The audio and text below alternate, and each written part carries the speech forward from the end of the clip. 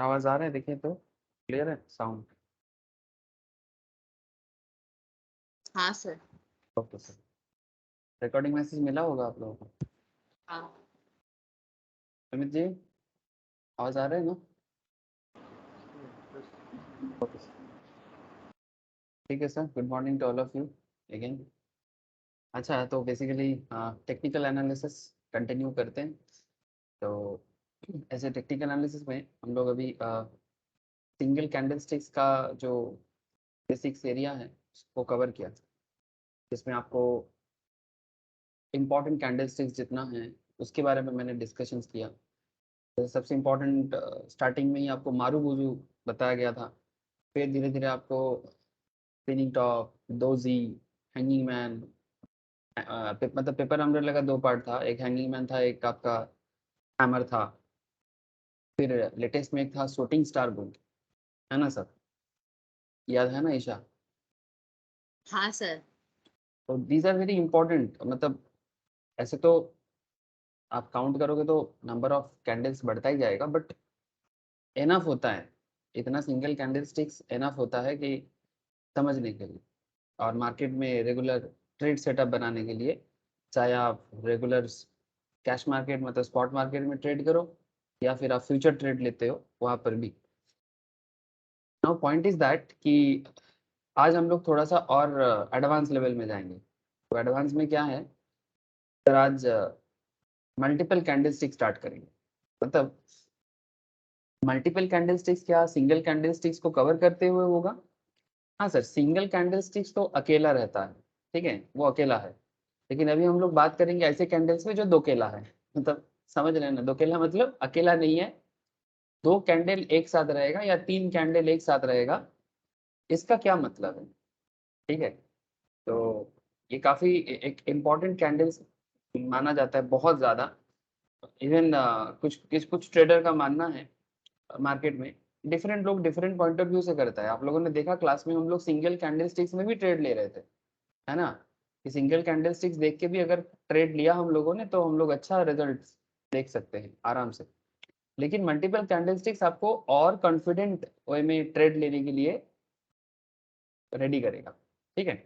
तो आपका confidence as a trader, ठीक है, या फिर एज ए जब आप अपने क्लाइंट को भी गाइड करोगे तब भी।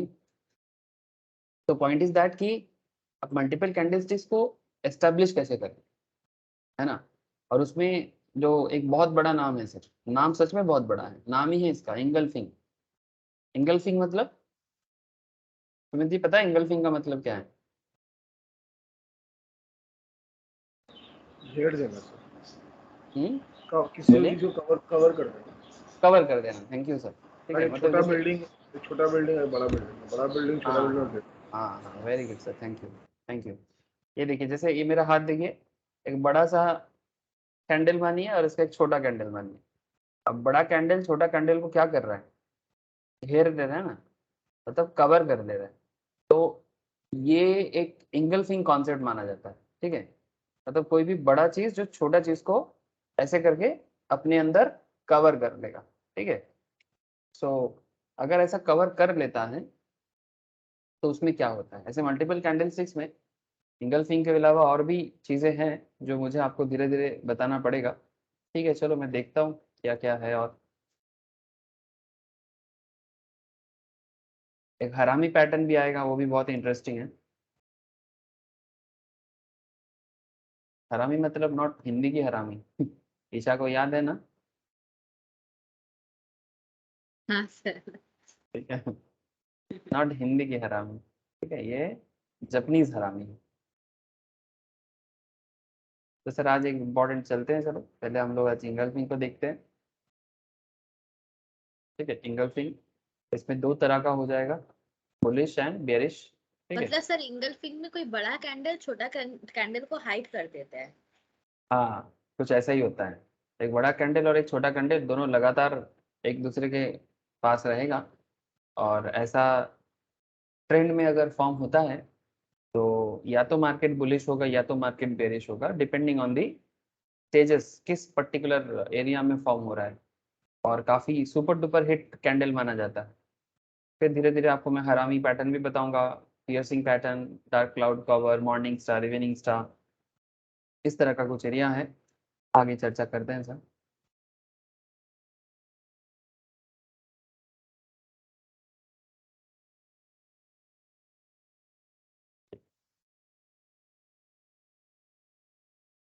तो सवाल है इंगल्फिंग की।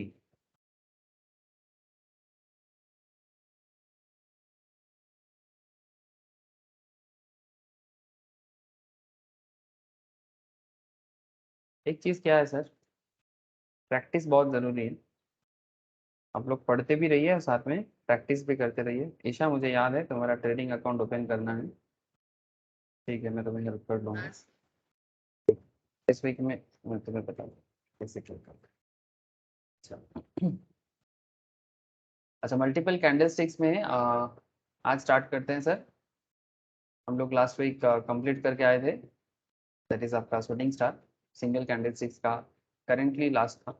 अगर कुछ बाद में एक्स्ट्रा मिलेगा तो मैं आपको और बता दूंगा। अब मल्टीपल कैंडलस्टिक्स में इंगल्फिंग पैटर्न, आप यहाँ पर इमेज भी देखिए तो आपको थोड़ा सा और सब नजर आता है। देखो इसका इमेज नजर दीजिए एक बार।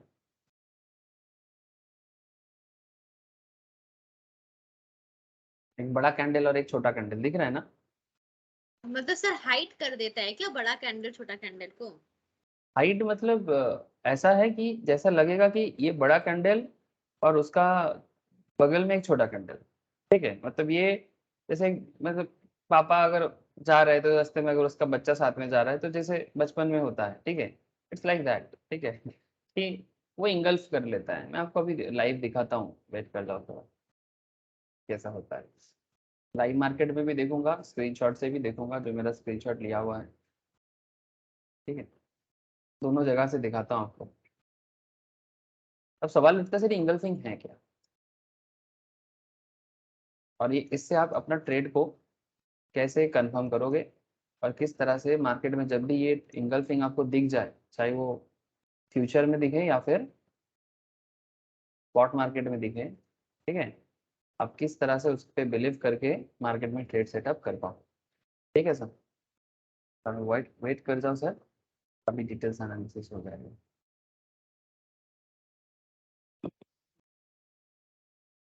सर जो आप अभी चार्ट खोले उसमें भी तो था ना एक तो। अरे बहुत सारा है, चार्ट में बहुत सारा है, पहले थोड़ा जान लो फिर देखते हैं। पहले थोड़ा जान लो सर, हाँ इतना सर हाँ। ठीक है, इतना इम्पेशेंट नहीं होना चाहिए। चलो, in a single candlesticks pattern the trader needed just one candlesticks to identify a trading opportunity, है ना। जैसे हम लोग इससे पहले वही सब पढ़ के आए, जिसमें हम एक सिंगल कैंडलस्टिक्स देखते थे और उसके बेसिस में मार्केट को समझ पाते थे कि क्या होगा मार्केट में आगे। However, when analyzing the multiple candlesticks pattern, the trader needs two or sometimes three candlesticks to identify.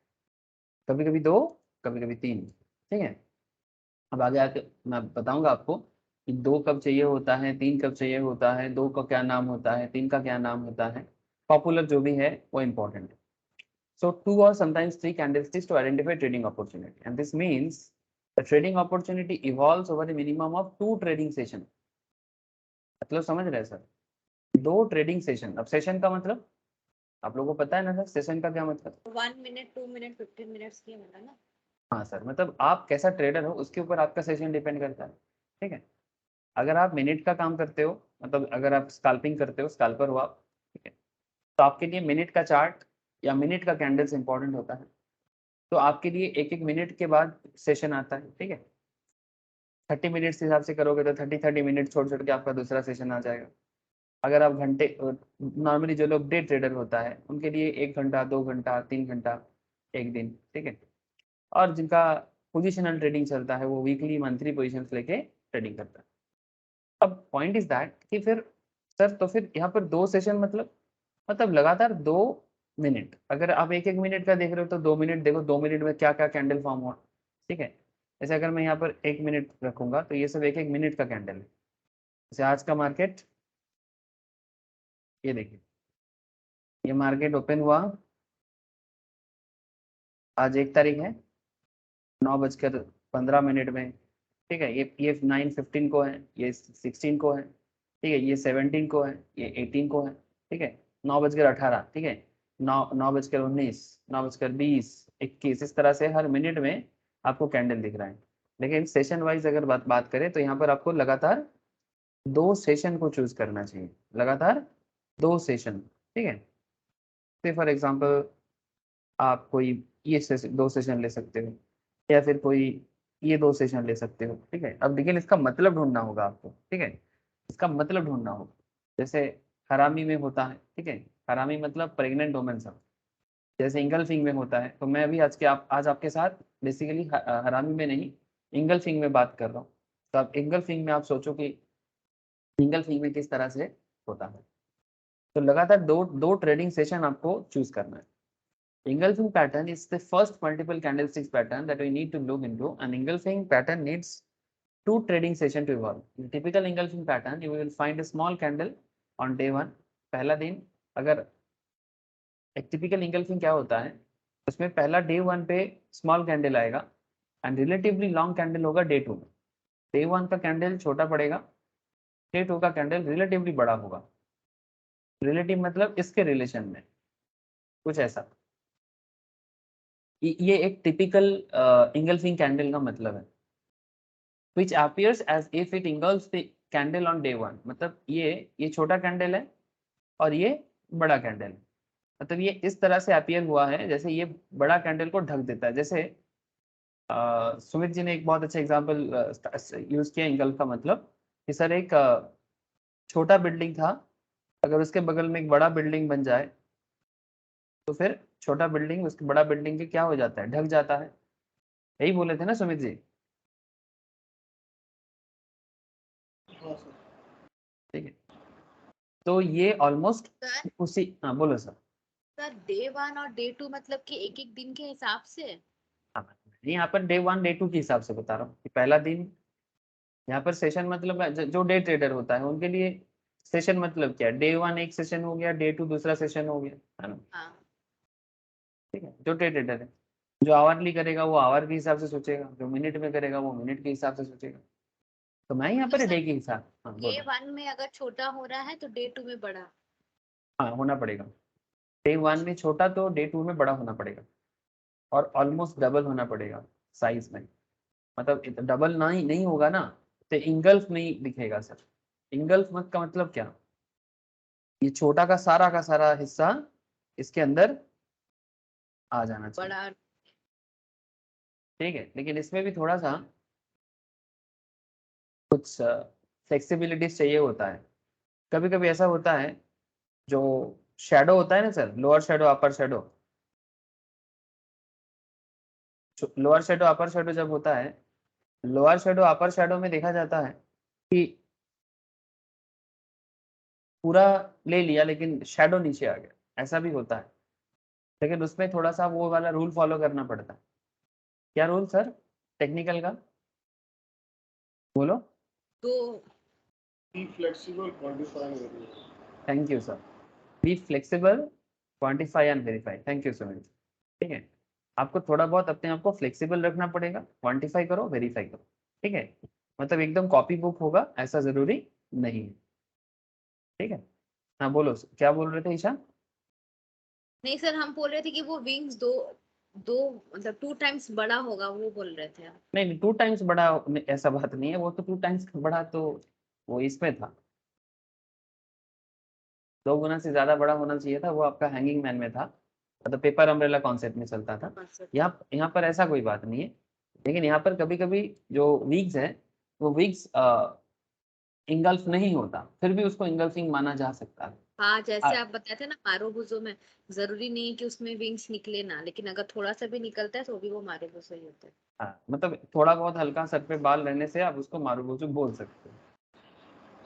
Sir एक ठीक है, क्वेश्चन है, हाँ बोलो सर। जैसा अभी आपने डायग्राम किया सर डे 2 का, डे 2 में आपने बनाया मारूबुजू, क्योंकि उसमें कोई विक्स नहीं था, ठीक है। नहीं ये तो मैंने मारूबुजू हाँ नहीं बना था, मैं बस छोटा नहीं, बड़ा समझा रहा था। हाँ हाँ वो बोलो। जस्ट मैं एग्जांपल है। अगर सपोज करिए उसमें कोई डे 2 वाला में कोई विक्स नहीं है, हम्म, ठीक है, तो भी क्या एंगल्फिंग मानेंगे या उसको हम सिंगल कैंडल पैटर्न मानेंगे कि वो मारूबुजू फॉर्म हुआ है? यही क्वेश्चन। नहीं ठीक है, आप, मैं समझ गया आपका सवाल कि अगर मानो ये एक छोटा कैंडल है, ठीक है, इसमें विक्स है इसमें, लेकिन हाँ, डे 2 में विक्स नहीं ठीक है, हाँ डे 2 में मानो विक्स नहीं है, हाँ कोई बात नहीं, ना भी हो सकता है, लेकिन आप इसको मान सकते हो, क्योंकि आप जब इंगल्फिंग देखोगे ना, मतलब देखो अगर आप सिर्फ इसको एक मारूबुजू देखते हो तब आपका सोच है सिंगल कैंडलस्टिक का, हम्म, तब आपका जो एनालिटिकल कॉन्सेप्ट है दैट इज सिंगल कैंडलस्टिक्स का। लेकिन अगर आप इसको एक डबल कैंडलस्टिक्स पैटर्न मानते हो तब ये इंगल्फिंग की तरह भी काम करेगा, तो मतलब ये हम आपके इसको लिए इन्वर्सिंग भी मान सकते हैं। हाँ इंगल्फिंग भी मान सकते, क्यों नहीं मान सकते, ठीक है, आपको डबल श्योरिटी दे रहा है। मतलब आप मेरा बात समझिए, क्रिकेट में, मैं फिर से क्रिकेट के एग्जाम्पल जाता हूँ, एक फुल टॉस बॉल आता है, फुल टॉस बॉल आते हैं तो हम लोग नॉर्मली क्या सोचते हैं कि इसमें 4 या छक्का लगाया जा सकता फुल है टॉस ना। बॉल क्या होता है? जो बॉल पिच जो नहीं बॉल होता, जब जब बॉलर बॉल करेगा डायरेक्ट जाके बैट्समैन के पास जाएगा, ठीक है, जो मतलब ड्रॉप नहीं बॉल होगा। बॉल ड्रॉप नहीं होगा, डायरेक्ट आएगा, तो इसमें ना बैट्समैन को मारने में सुविधा होता है, उसको फुल टॉस कहा जाता है, ठीक है। तो फुल टॉस गेंद जो है उसमें ज्यादातर केस में ऐसा माना जाता है, क्रिकेट के जो लोग क्रिकेट, मतलब चाहे वो गली क्रिकेट हो या इंटरनेशनल क्रिकेट, माना जाता है कि भाई फुल टॉस मिस कर दिया, है ना सुमित जी, सही बोला ना। हाँ पूरा। फुल टॉस मिस, मतलब हम गली फुल क्रिकेट टॉस में में, तो हम फुल टॉस में तो पूरा चेस्ट में बॉल खाए। है ना। वो इतना इतना हाई कर दिया ना, पेस भी था बॉल पे, इतना हाई था तो मारने का अपॉर्चुनिटी मिला नहीं। वो डायरेक्ट आकर के मेरा चेस्ट में रख दिया, बहुत जोर का कैम्बिस बॉल था, ये वाला विकी वाला बॉल, हार्ड होता ही देखिए है वो। बात है, बहुत जोर लगा था मेरे को, याद है हमको भी। तो क्या होता है नॉर्मली ऐसे कहा जाता है कि फुल टॉस है तो भी 4 छक्का लगा दो, लेकिन कोई कोई होता है कि कभी कभी मिस कर जाता है, तो मिस करके वो 1 रन लेता है, तो फुल टॉस में रन मिल ही जाता है कहीं ना कहीं, ज्यादातर केस में। तो कहने का मतलब है, ये मारूबुजू निकला था तो ये फुल टॉस आपको मिला, तो इसमें आपको 4 या छक्का, मतलब एक्चुअली इंगल्फिंग मतलब आपको डबल श्योरिटी था, लेकिन अगर आप उसको, अगर डबल श्योरिटी को नहीं देख पा रहे हो, अगर आप सिंगल श्योरिटी को भी देख पा रहे हो तो भी आप रन बना सकते हो, कहने का मतलब ये था। इंगल्फिंग दिख जाए तो मतलब श्योर शॉट और हो जाता है सर, लेकिन अगर मारूबुजू था वो खुद भी एक आपको श्योरिटी दे रहा था, मतलब कहीं ना कहीं रन तो बनेगा, चाहे आप सिंगल नजर से देखो चाहे आप डबल नजर से देखो, ठीक है, आप थोड़ा सा और वेट कर जाओ सर, पूरा एनालिसिस एक बार हो जाने दो। सर मतलब ये हम लोग के ऊपर डिपेंड होता है ना कि हम लोग सिंगल कैंडल के हिसाब से चाह रहे हैं कि डबल कैंडल के हिसाब से। ये सर ये तो इंसान के नजरिया है और उसका रिसर्च एनालिसिस है कि वो किस तरह से डे टू डे ट्रेड को रिसर्च करता है और अपना माइंड सेटअप कैसे बनाता है, ठीक है। तो वो वही आपको मैं जो ये जो अभी जो बातचीत चलेगा वो क्या चलेगा सर, वही मैं आपको बताने वाला हूँ। मतलब देखो ना लोग क्या करता है, मैं ज्यादातर लोगों को क्या देखता हूँ, इतना दिन से इतना स्टूडेंट्स को पढ़ा रहा हूँ, वो लोग आगे जाके मार्केट में पैसा भी लगाता है, कोई सक्सेसफुल बनता है, मैक्सिमम लोग फ्रस्ट्रेटेड हो जाते हैं, नहीं हो रहा है, लॉस खा के बैठा जाता है, ऐसा भी है बहुत सारे।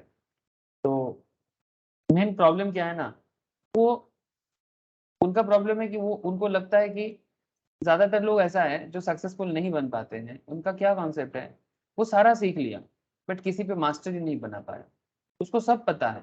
मैं ऐसे बहुत लोगों से बात करता हूँ और जिनको मैं भी सिखाया उनको भी देखता हूँ, हाँ दादा ये पता है, वो पता है, हाँ दादा वो पता है, सब पता है। अरे भाई पता है तो फिर प्रॉफिटेबल ट्रेड क्यों नहीं कर पा रहे, मुश्किल क्या है कि ऐसे बोला जाता है ना, master of all but jack of none, क्या बोलते हैं sir, jack of all and master of none, ठीक है। मतलब आपने सब सीखा तो सही, बट किसी एक को प्रॉपर वे में यूज करने का जो ताकत है वो कहीं ना कहीं मिसिंग हो जाता है। मतलब कहीं कहीं कभी कभी तो मुझे ऐसा भी लगता है आप कुछ मत सीखो, कोई एक ही कैंडल जान लो, वो भी काम करेगा आपको। मतलब अगर आप उसी में एक्सपर्टाइज हासिल कर लेते हो ना, तो भी आप मार्केट में एक हमेशा एक अच्छा पोजीशन पे रहोगे, मतलब नेगेटिव से ज्यादा हमेशा पॉजिटिव में रहने का चांसेस आपका बढ़ जाएगा। ठीक है, अब कैसे हो सकता है वो मैं बताता हूँ।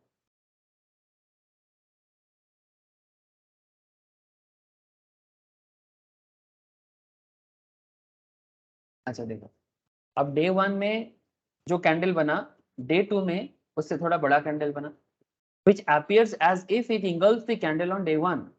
If the engulfing pattern appears at the bottom of the trend, अगर वो ट्रेंड के नीचे आता है, ये एक डाउन ट्रेंड है, बॉटम ऑफ द ट्रेंड मतलब डाउन ट्रेंड, अगर यहाँ पर इंगल्फिंग क्रिएट होता है इस तरह से, ठीक है, अगर बॉटम ऑफ द ट्रेंड में होता है तो उसको बुलिश इंगल्फिंग कहा जाएगा, मतलब आगे का मार्केट बुलिश होगा, ऐसा मार्केट कॉन्सेप्ट है। और अगर ये टॉप ऑफ द ट्रेंड में आता है, टॉप ऑफ द ट्रेंड मतलब जब मार्केट बढ़ जाता है, इस पोजीशंस में अगर इंगल्फिंग क्रिएट होता है, पहले एक छोटा कैंडल एंड फिर एक बड़ा कैंडल, ठीक है, तब उसको बेयरिश, मतलब उसके बाद मार्केट गिरने वाला है, मतलब टॉप में बने तो गिरेगा, डाउन में बने तो बढ़ेगा। ठीक है सर, बहुत ही आसान है, लेकिन आइडेंटिफाई करना पड़ेगा। बहुत आसान है सर, पर आइडेंटिफाई करना पड़ेगा। सर सेकंड कैंडल का कलर क्या होगा या फर्स्ट कैंडल का कलर क्या होगा? कलर वो ब्लू भी नॉर्मली देखो, बुलिश पैटर्न में बुलिश होना ज्यादा अच्छा रहेगा, ठीक है। ग्रीन। देखो अभी दिखाते हैं, अभी रुक जाओ ना। अब bullish engulfing pattern is a 2 candlesticks pattern which appears at the bottom of the down trend. मैं भी बुलिश में बात कर रहा हूँ, हाँ सर, जैसे अभी सुमित जी बुलिश के बारे में ही पूछ रहे हैं। So as the name suggests, this is a bullish pattern which prompts the trader to go long. मतलब आप लंबा ट्रेड के लिए सोच रहे हो, मतलब बाई करो यहाँ पर, सेल करो यहाँ पर, मतलब आपका सोच लॉन्ग सोच है, ठीक है। मतलब पहले बाई बाद में sell, this is called long, ठीक है। मैं लॉन्ग टर्म नहीं बोला, लॉन्ग टर्म मतलब इन्वेस्टमेंट, वो अलग बात, बट ये इसको लॉन्ग कहा जाता है, ठीक है। लॉन्ग सोच है आपका, गो लॉन्ग, ठीक है। शॉर्ट मतलब पहले सेल बाद में by. The 2-day bullish engulfing is encircled in the chart। चलो देखते हैं स्क्रीनशॉट से पहले, उसके बाद लाइव में जाके ढूंढ लेंगे उसमें क्या है। ये बायोकॉन का स्क्रीनशॉट है सर। उस टाइम पे बायोकॉन कुछ 501 चल रहा था, लेकिन अब इंगल्फिंग को देखो। ये देखो सर, एक ट्रेंड था जो पूरा डाउन रहा है, इंडिविजुअल स्टॉक में था, ऐसे आप निफ्टी में भी मिल जाएगा आपको, इंडिविजुअल पे भी मिल जाएगा, but look at the chart, candles देखे सर, ट्रेंड क्या है Ishan? Bearish down, thank you sir. अब बियरिश ट्रेंड में ये देखो सर, पहले एक छोटा कैंडल लाल वाला जो रेड कैंडल बना है यहाँ पर, और उसके बाद जो ब्लू बना, मतलब ग्रीन, ब्लू या ग्रीन जो भी बोलो, ठीक है, ब्लू बना, वो देखो पूरा रेड को ढक लिया है ना सर, दोनों हाँ, लगातार फॉर्म हुआ है, लेकिन रेड जो है वो ब्लू को, मतलब ब्लू जो है वो रेड को पूरा इंगल्फ कर लिया। लेकिन सर अब यहाँ पर थोड़ा सा मैं आपको बोला था ना कि, लेकिन सर आप अगर देखोगे एक स्पेशल चीज हुआ है यहाँ पर, रेड का जो अपर विग है और जो लोअर विग है, मतलब लोअर शेडो अपर शेडो, वो कहीं ना कहीं बाहर है। स्पेशली अपर शेडो थोड़ा सा कैंडल, मतलब बड़ा कैंडल से बाहर चला गया ज्यादा है। है ना। नाउ इसको लेके थोड़ा सा मार्केट में कहा जाता है कि क्या शैडो इंक्लूड होके इंगल्फ होना चाहिए, क्या शैडो इंगल्फ होके होना चाहिए, जैसे कि ये हो गया। लेकिन ये वाला जो हमारे सामने दिख रहा है, इसमें क्या हुआ है, इसमें ये कैंडल में शैडो जो है ऐसा चला गया, और दूसरा जो कैंडल बना है मतलब वो कैंडल का मेन बॉडी को इंगल्फ कर लिया, बट शैडो को इंगल्फ नहीं कर पाया, है ना। ऐसा ही तो दिख रहा है सर। सर जो जो यहाँ पर चार्ट पे कैंडल का जो चार्ट पे गोला सर्कल किया हुआ है, अब सर्कल पे देखो, ये ब्लू कैंडल जो है, मतलब जो बुलिश कैंडल है, ये ब्लू कैंडल रेड कैंडल को पूरा इंगल्फ किया, लेकिन इसका शैडो को इंगल्फ किया क्या? नहीं, मतलब शैडो मैच नहीं खा रहा है। शैडो शैडो मैच नहीं, मतलब शैडो इसके अंदर तो नहीं है ना, बाहर चला गया। जैसे ये देखो, मेरा ये वाला देखो, इसमें शैडो दोनों दोनों शैडो अंदर है। हाँ, ये वाला शैडो भी देखो, अपर देखो लोअर देखो, सारा मिला के ये वाला कैंडल उसको पूरा ले लिया, है ना, इंगल्फ कर लिया। लेकिन ये चार्ट के अंदर, जो बायोकॉन का चार्ट के अंदर जो दिख रहा है, इसमें इसका शैडो थोड़ा बाहर चला गया, हाँ। ठीक है। तो सर इसका मतलब ये नहीं कि ये इंगल्फ नहीं हुआ, ये भी इंगल्फ हुआ। इसमें आपको वही सोचना पड़ेगा। कॉपी बुक तो ये कहते हैं कि शैडो लेके इंगल्फ करें, किताबी जो डेफिनेशन है वो वही कहते हैं कि शैडो लेके इंगल्फ करें, बट आप थोड़ा बहुत फ्लेक्सिबल रह सकते हैं, ठीक है, उसमें कोई प्रॉब्लम नहीं है। अब आगे देखते हैं सर, इसका पूरा कैरेक्टर एक बार पूरा छान मार लेते हैं। अब बुलिश इंगल्फिंग का थॉट प्रोसेस क्या है? The market is in down trend with price steadily moving down, market धीरे धीरे नीचे गिरेगा। On the first day of the pattern the market opens low and makes a new low. ये देखो sir, पहला दिन क्या होगा, मार्केट ओपन हुआ और एक न्यू लो क्रिएट किया, तभी तो रेड हुआ कैंडल। रेड कैंडल का क्या है, ओपन यहां पर होगा और क्लोज नीचे होगा, तभी तो वो रेड होता है। हेलो, हाँ सर। है ना, मतलब दिन के एंड पे जब वो क्लोज हो रहा है तब वो लोअर पोजीशंस पे क्लोज हो रहा है। Lower position. है ना, मतलब जिस जिस रेट में ओपन हुआ था, अगर 500 में ओपन हुआ था तो 495 में क्लोज हुआ होगा या 490 में क्लोज हुआ होगा, तब वो रेड कैंडल है। तो first day of the pattern the market opens low and makes a new low and this forms a red candle in the process. और इसके कारण जो कैंडल पहला वाला कैंडल फॉर्म होगा बुलिश कैंडल, मतलब इंगल्फिंग में, इंगल्फिंग बुलिश है बट पहला कैंडल रेड होना चाहिए। ये फर्स्ट कंडीशन है। अब दूसरा कंडीशन क्या है, on the second day of the pattern the stock opens near the closing price of P1। Second day में क्या हो रहा है, जो पैटर्न 2 बनेगा, stock opens near the closing price of P1। मतलब पहला पैटर्न का जो क्लोजिंग है, सेकेंड पैटर्न ऑलमोस्ट वहीं से स्टार्ट होगा and attempts to make a new low। However, at this point of the day there is a sudden buying interest which drives the price to close higher than the previous day open। This price action forms blue candle। मैं आपको समझाता हूँ कि हुआ क्या है। Day 2 में क्या हुआ है, देखो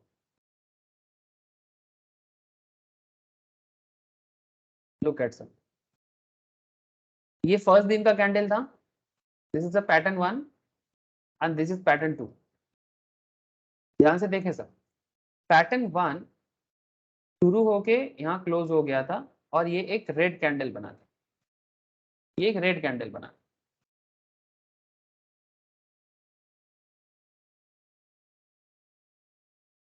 पैटर्न 2 नेक्स्ट दिन जो ओपन होगा, नेक्स्ट दिन जब ओपन होगा वो ऑलमोस्ट इसी एरिया में ओपन होगा सर, मतलब इसके क्लोज के आसपास ही ओपन होगा। देख रहे हैं सर, ये वाला देखिए, जहां पर ये क्लोज हुआ है उसके आसपास ही ये ओपन हुआ है। ठीक है, ओपन तो वहीं पर होगा, फिर मार्केट को वो थोड़ा नीचे लेके जाने का कोशिश किया है और न्यू लो बनाने का कोशिश किया। ये देखो, on second day of the pattern the stock opens near the closing price of pattern 1। Pattern 1 का जो क्लोजिंग है उसी के आसपास ओपन हुआ है न्यू डे में, और उसको न्यू लो के लिए लेके जा रहे हैं। मतलब ये जो लोअर शैडो है ये न्यू लो बनाने का कोशिश कर रहा है, बट ऐसा नहीं हुआ। मतलब जब ये और न्यू लो बनेगा ना, इसी पॉइंट पे एक न्यू बाइंग अट्रैक्शन मार्केट में दिखता है और उसके बाद मार्केट धड़ाधड़ करके ऊपर की तरफ भागता है, जो हम लोग देख पा रहे हैं। और तब जैसे ही वो ऊपर की तरफ भागा और यहाँ पर जाके मानो क्लोज हुआ, तो ये एक ब्लू कैंडल फॉर्म हो गया। सर बोलो। सर जो ग्रीन कैंडल फॉर्म हुआ है वो रेड कैंडल के क्लोज से थोड़ा सा नीचे होगा या उसके पूरा इक्वल में हो सकता है ना? नहीं, ऐसा ऐसा जरूरी नहीं है सर, ये फ्लेक्सिबल रहो थोड़ा, मतलब अच्छा। एकदम क्लोज में होगा ऐसा जरूरी नहीं है, थोड़ा नहीं सर, बहुत इधर उधर हो थोड़ा सकता है। बहुत तो नीचे रहेगा, वही बोल रहे हैं। हाँ, थोड़ा बहुत नीचे रह सकता है, मतलब एग्जैक्टली इसी पॉइंट में रहेगा ऐसा जरूरी नहीं है। जरूरी बट नहीं है। हाँ। हाँ, मतलब ये इसका क्लोज अगर 501 है तो इसका क्लोज हो सकता है 500 हो, मतलब ओपन। ठीक है, हाँ। 501 की जगह ये 500 हो सकता है, ऐसा कोई जरूरी, मार्केट सेटलमेंट होता है ना एवरी डे। ठीक है, वो सेटलमेंट प्रोसेस में कुछ पेंडिंग अगर ट्रांजैक्शन पहला दिन का रह जाता है ना, तो वो न्यू डे में ओपन होने से पहले वो सेटलमेंट होता है, तो इसलिए थोड़ा सा प्राइस में आपको चेंजेस नजर आता है। लास्ट दिन क्लोज और नेक्स्ट दिन ओपनिंग में आपको थोड़ा बहुत नजर आएगा, मतलब एग्जैक्टली ये 501 में क्लोज हुआ था तो ये भी 501 में ही ओपन होगा, ऐसा जरूरी नहीं है। ठीक है, 501 से 500 या 499 कुछ भी हो सकता है। ठीक है, लेकिन यहाँ पर मेन पॉइंट जो है कि क्लोजिंग, पहला दिन जो है वो तो रेड कैंडल फॉर्म हुआ था, फर्स्ट दिन का कैंडल रेड फॉर्म हुआ था। ठीक है, सेकंड दिन का कैंडल ब्लू हो जाएगा, लेकिन सर मार्केट कोशिश करेगा और लो लाने के लिए। ये देखो सर, ये इसका इसका जो शेडो है यही बता रहा है, इसका शैडो वही बता रहे हैं कि वो मार्केट को और लो ले जाने के लिए सोच रहा था, लेके भी गया था, बट जैसे ही और लो हुआ था ना, इसी पोजीशंस पे बाइंग इंटरेस्ट चालू हो जाता है, और क्योंकि बाइंग इंटरेस्ट चालू हो जाता है तो नेक्स्ट दिन का कैंडल ब्लू फॉर्म हो जाता है, मतलब ये ग्रीन फॉर्म हो जाता है, ठीक है। और इसके इसके कारण क्या होता है, वो पहले वाला रेड कैंडल को इंगल्फ कर लेता है, और जैसे इंगल्फ हो गया मतलब मार्केट में एक बुलिश ट्रेंड क्रिएट हो गया। मतलब इतने देर से जो बियरिशनेस चल रहा था, अब बियरिशनेस हटके मार्केट में एक बुलिश ट्रेंड क्रिएट होता है। बात समझ में आ रहा है सब? मतलब सर जैसे वो ग्रीन कैंडल अगर फॉर्म हो जाता है हम्म, रेट के बगल में, तो वो हम्म। बुलिशनेस फिर से स्टार्ट कर देता है। यस सर, रेड कैंडल के बगल में ग्रीन ग्रीन। कैंडल भी फॉर्म होना चाहिए, और उस ग्रीन कैंडल का कुछ कैरेक्टर भी होना चाहिए ताकि वो इस कैंडल को इंगल्फ कर दे। मतलब अगर ये दोनों इक्वल सर पैटर्न में हो, अगर अगर ये बाई दोनों चांस। सिमिलर होता, सुनो हाँ बात कंप्लीट कर लो, ठीक है अगर ये ठीक। ऑलमोस्ट सिमिलर होता, ठीक है, हाँ तब नहीं होता। मानो कि ये रेड है हाँ और ये ग्रीन है, तो ये कभी भी आपको ट्रेड सिग्नल नहीं दे रहा है। ये इतना बड़ा होना चाहिए ताकि ये पहले वाला रेड कैंडल को इंगल्फ कर जाए, तब जाके आपको बुलिशनेस। ट्रेन दिखेगी। बोलो, अभी आपका सवाल बोलो। सर अगर ग्रीन कैंडल अगर फॉर्म नहीं होता है रेट के बगल में, तो फिर क्या होगा? तब आपको ट्रेड नहीं लेना चाहिए। अगर वो रेड होगा तो इसका मतलब मार्केट नीचे जाएगा ना। अच्छा ठीक है। अगर वो रेड होता है इसका मतलब वो तो और न्यू लो क्रिएट करेगा, वो तो आप जाएगा ही नहीं सर। आप सोचो ना, अगर ये रेड के बगल में रेड होना चाहिए, इसका मतलब क्या, अगर यहाँ पर ओपन होता है मार्केट हम्म, तो क्लोज ऊपर नहीं होगा, क्लोज नीचे होगा, हाँ सर। तो फिर बगल में कैसे आएगा, वो तो नीचे आ जाएगा। तो फिर अगर सर अगर रिस्क टेकर अगर पहले वाले में ट्रेड ले लेता है, तो नहीं, उसका तो पहले में नहीं लॉस हो। ट्रेड लेना है, पहले में ट्रेड नहीं लेगा। ट्रेड लेना है तो आप यहाँ पर लो, यहाँ पर ट्रेड लेना चाहिए। जो रिस्क नहीं टेकर है, सर, अगर जो रिस्क टेकर अगर रेड कैंडल में ही ट्रेड ले ले तो। नहीं तो कैसे होगा, आपने डबल कैंडलस्टिक्स देखा ही नहीं, कैसे ट्रेड लोगे आप? अच्छा।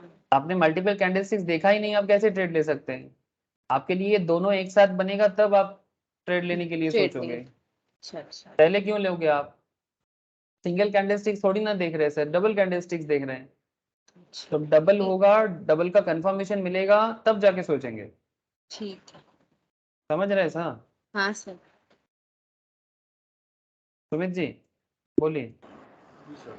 सो मेरा की क्वेश्चन है कि जो रियल बॉडी है जो कैंडल का, हाँ बोलिए, और एक बार आवाज थोड़ा सा कट K2 गया। का K2 का जो रियल बॉडी है हाँ हाँ वो डे वन का बॉडी से ऑलमोस्ट 30-40% ज़्यादा होना चाहिए, which does हाँ not हाँ, happen। ऑब्वियसली मैं सर, कंसिडर ऑब्वियसली है नहीं तो इंगल्फ नहीं करेगा। बस वन गलती है। नहीं तो इंगल्फ नहीं करेगा, बिल्कुल सर। अब आगे आगे सुनिए, देखिए और भी कुछ चीजें आएगा बाहर।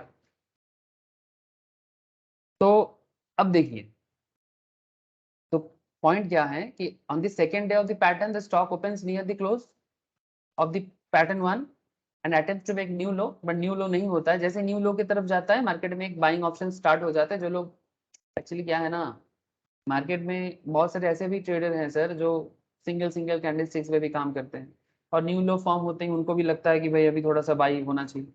So there is a certain buying interest and which drives the price to the close higher than the previous day's open, and this price action forms a blue candle, जिसके कारण मार्केट में blue candle होता है।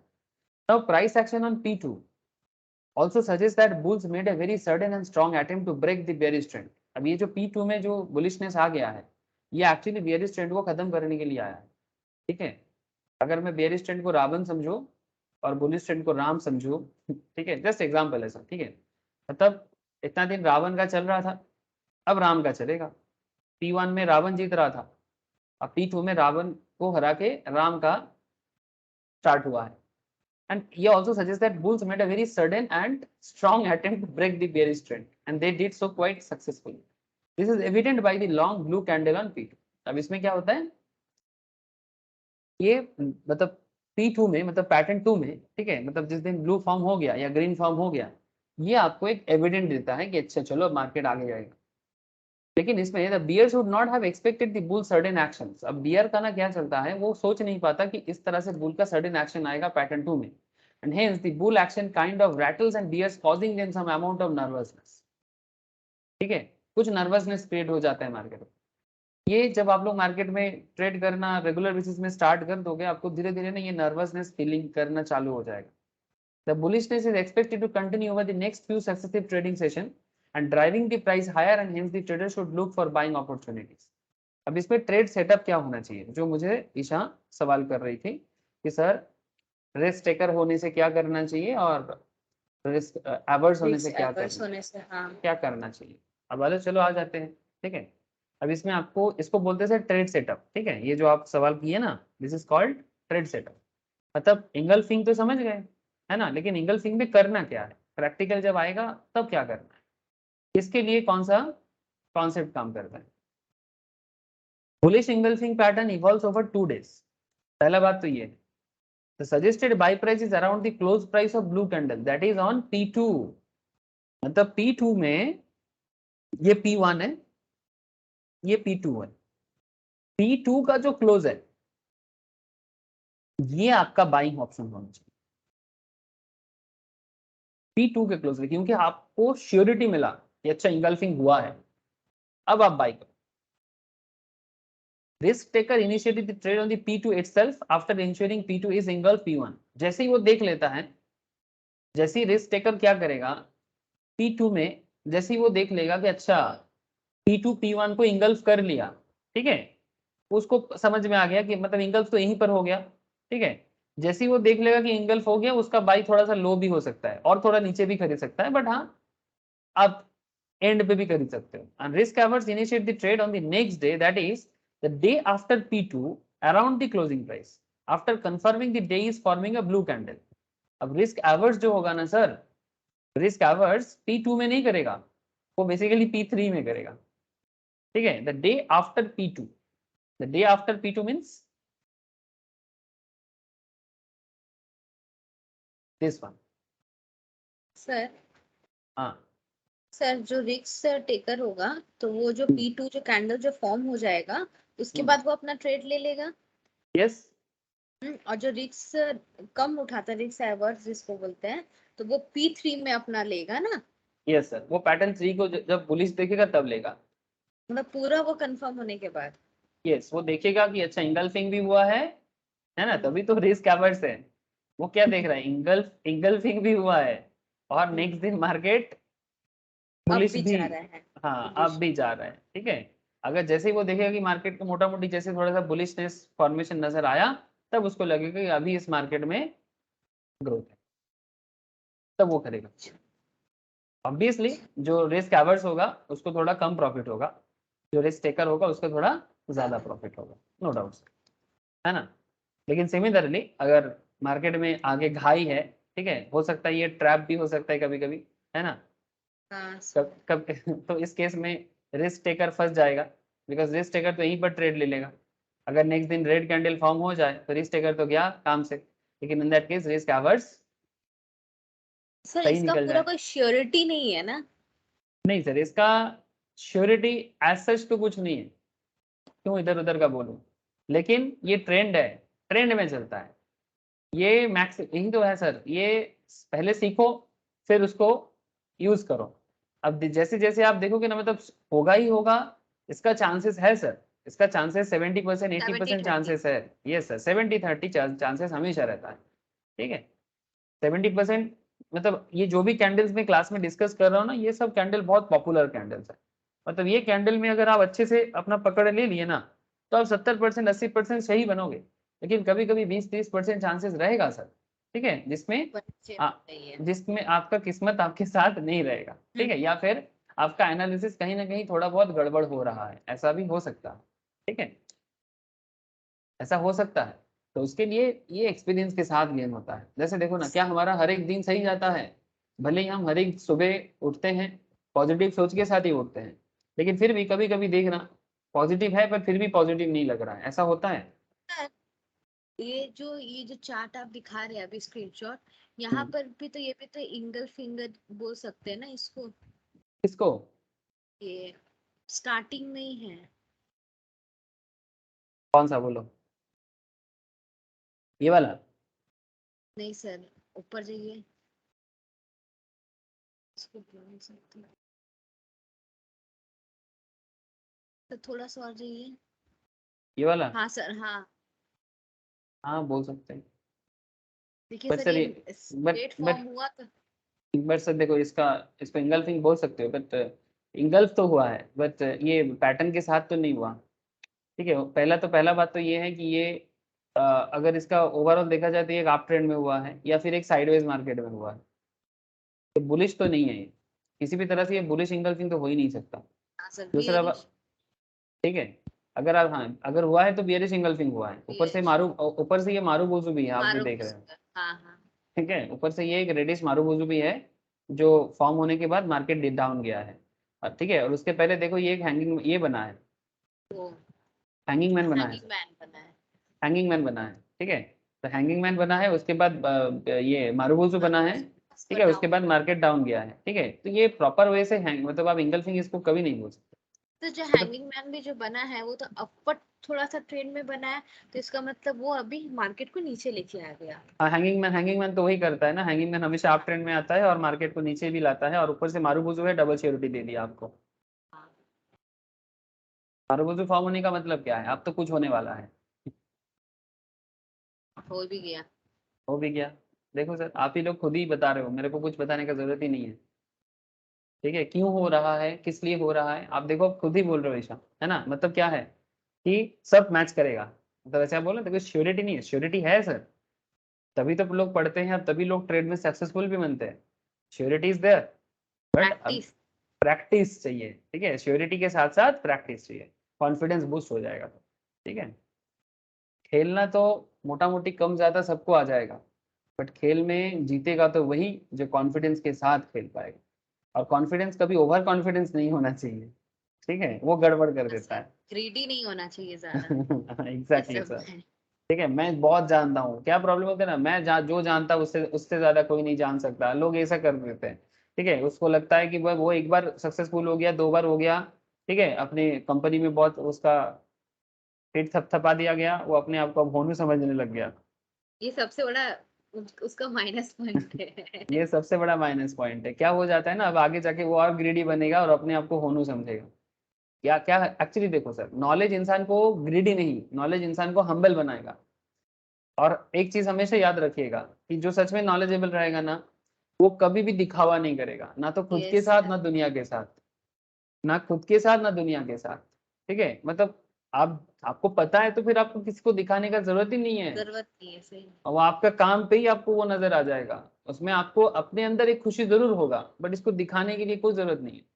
ठीक है, क्योंकि आप दिखावा ना करने जाओगे, आप ग्रेडीनेस में फंसोगे, और जैसे ग्रेडीनेस में फंसोगे आपका मतलब अगला चरण गलत हो काम जाएगा, पूरा गड़बड़ हो जाएगा।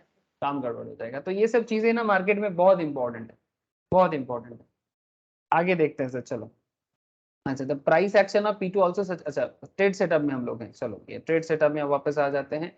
तो क्या ट्रेड सेटअप लेना चाहिए था, तो अगर आप रिस्क टेकर हो तो पैटर्न 2 के एंड पे लो।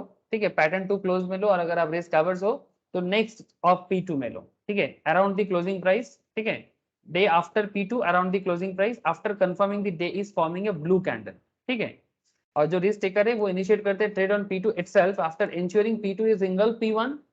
जैसे ही P2 इंगल्फ करता है P1 को, वो तभी ले लेता है, और रिस्क टेक एवर्स जो होगा वो इनिशिएट करेगा trade on the next day, that is the day after P2 around the closing price. मतलब ऐसा भी हो सकता है जो रिस्क एवर्स है वो P2 के क्लोजिंग में भी ले सकता है। ठीक है, ये भी एक एरिया है, मतलब यहाँ पर भी आपको थोड़ा सा फ्लेक्सिबिलिटी मेंटेन आप कर सकते हो। मतलब रिस्क एवर्स होने के लिए अगर आपको ये श्योरिटी में मिल जाता है कि अच्छा यहाँ पर भी जो रिस्क टेकर है वो हो सकता है यहाँ पर ले ली। ठीक है, रिस्क एवर्स जो है वो यहाँ पर ले लिया, या फिर नेक्स्ट दिन मॉर्निंग को ले लिया। ठीक है, मतलब जैसे वो श्योरिटी हो जाता है तभी लेगा, और रिस्क टेकर वो जैसे ही दिखेगा इंगल्फ हुआ है वो ले लेगा, मतलब उसको लगेगा कि अगला अभी चलेगा ऐसा। ठीक है, तो ये थोड़ा बहुत बार बार बोल रहा हूँ, be flexible, quantify and verify, ये रूल हमेशा काम आता है। अब अपने अपने ऊपर। अच्छा, एक बात यहाँ पर याद रखिएगा सर, पहला कैंडल रेड रहेगा तो नेक्स्ट कैंडल ब्लू होना जरूरी है बुलिश इंगल्फिंग में। If the day after P2 is red candle day 2। ठीक है, अगर day after P2 is red candle day तो क्या होगा, risk averse trader will ignore the trade. जो रिस्क एवर्स रहेगा ना वो इग्नोर करेगा ट्रेड को, यही रिस्क एवर्स का थोड़ा सा बेनिफिट है। और इसका मेन कारण है कि buy strength and sell weakness का जो एजम्पशंस है, टेक्निकल एनालिसिस ये एजम्पशंस के बाहर काम ही नहीं कर सकता, कि वो हमेशा यही बताते हैं कि स्ट्रेंथ में बाई करो, वीकनेस में सेल करो। तो स्ट्रेंथ में बाई करना और वीकनेस में सेल करना है, तो फिर आप कभी भी अगर ये वाला कैंडल रेड हो जाए, और रेड होगा तो कभी ऐसा फॉर्म नहीं होगा, रेड होगा तो थोड़ा नीचे आएगा ना, तो फिर वो फॉर्म ही नहीं करेगा। लेकिन अगर रेड भी फॉर्म होता है तो रेड में तो आप कभी भी नहीं करोगे अगर सेकेंड कैंडल रेड हो जाए तो। ठीक है, ये डीएलएफ का एक चार्ट है, उसमें भी मैं आपको दिखाता हूँ। अच्छा, तो ये बात है कि इफ द डे आफ्टर पीट, हाँ बोलो सर। तो मतलब रेट फॉर्म हो जाएगा तो मतलब कोई ट्रेड नहीं लेगा ना? नहीं सर, रिस्क एवर्स तो बिल्कुल नहीं लेगा, लेकिन रिस्क टेकर फंसेगा। हाँ, जो पहले ही ट्रेड ले लिया। ठीक है, रिस्क टेकर तो यहीं पर ट्रेड लिया है ना, हाँ, रिस्क एवर्स यहाँ पर ट्रेड लेगा। अगर ये रेड हो जाएगा ना, ये रेड हो जाएगा ना, थर्ड वाला P3 अगर रेड हो जाएगा तो रिस्क एवर्स नहीं लेगा ट्रेड। बिकॉज रिस्क एवर्स का कॉन्सेप्ट है कि भाई मार्केट बुलिश कंफर्म करेंगे तब लेंगे, भले ही थोड़ा कम प्रॉफिट करे, भले ही थोड़ा सा कम प्रॉफिट करे, बट मैं श्योर शॉट होके ही करूंगा। बट रिस्क टेकर थोड़ा ज्यादा, हाँ थोड़ा ज्यादा प्रॉफिट करना चाहता है, थोड़ा ज्यादा के चक्कर में वो पहले ही रिस्क लेता है। तब ये तो सर इंसान का अपना अपना कैरेक्टर है, मैं किसी को अच्छा बुरा नहीं बोलूंगा, सब कोई रन बना सकता है। राहुल द्रविड़, चेतेश्वर पुजारा भी रन बनाया है, और रोहित शर्मा, वीरेंद्र सहवाग भी रन बना रहा है। तो हाँ सर, जीतने इसलिए का, आप सौरभ गांगुली और वो राहुल द्रविड़ का एग्जाम हाँ ये सौरभ गांगुली भी मार के खेलता था। रिस्क ठीक है, टेकर है। हाँ वो रिस्क टेकर है, नो डाउट रिस्क टेकर है। राहुल द्रविड़ रिस्क टेकर नहीं है, रिस्क एवर्स है। ठीक है, लेकिन दोनों ने दिखाया अपना जज्बा। दोनों। सौरभ सौरभ गांगुली का जब देखा था मैं, सौरभ गांगुली जिस दिन रन बनाता था इंडिया जीतता जरूर था, जिस दिन अच्छा, बनाएगा नहीं, हाँ ये था सर, क्योंकि वो मैच विनर था। वो ना वो आके वो मैच को ना पलट देता था। स्टार्टिंग में अगर वो अच्छा रन बना देता था तो इसका मतलब है कि इंडिया का जीतने का चांसेस बढ़ जाता था। एक जमाना तो ऐसा था कि सचिन सौरभ खेल दिया मतलब इंडिया जीतेगा, अगर सचिन सौरभ नहीं खेला तो इंडिया हारेगा। और हाँ राहुल सर, द्रविड़, ऐसा एक छोटे टाइम में था सर। देखे थे कि वो लोग के फोटो के ऊपर माला आरती वारती सब करता था। हाँ सर करते थे ना। और राहुल द्रविड़ का क्या था, राहुल द्रविड़ का क्या था कि इंडिया को थोड़ा सा ना रेस्पेक्टिव हार मिलता था, मतलब हारेगा जरूर, राहुल द्रविड़ जिता नहीं सकता सर। टेस्ट का बात अलग है, मैं वनडे का बात कर रहा हूँ। ये इंडिया को जित विन सिचुएशंस में नहीं ला जा सकता, लेकिन मानो कि ओपोनेंट ने 300 बनाया तो इंडिया 290 करेगा, और ये 290 में राहुल द्रविड़ का बड़ा हिस्सा रहेगा, कम से कम इज्जत से बचेगा। ठीक है। ये था राहुल द्रविड़ का मैच विनिंग कॉन्सेप्ट, मतलब वो जिताने में थोड़ा सा नाकाम रहता था, उनको साथ चाहिए किसी का, तभी वो जिता सकता है। लेकिन हाँ, टीम को पकड़ के रखने के लिए, टीम का रन बनाने के लिए राहुल द्रविड़ एक बहुत इंपॉर्टेंट है। तो कहने का मतलब ये है कि आप राहुल द्रविड़ बनो, आप वीरेंद्र सहवाग या सौरभ गांगुली बनो, उसमें कोई प्रॉब्लम नहीं है, बाकी अपने अपने ऊपर। अच्छा, नेक्स्ट इज, एक सेकेंड,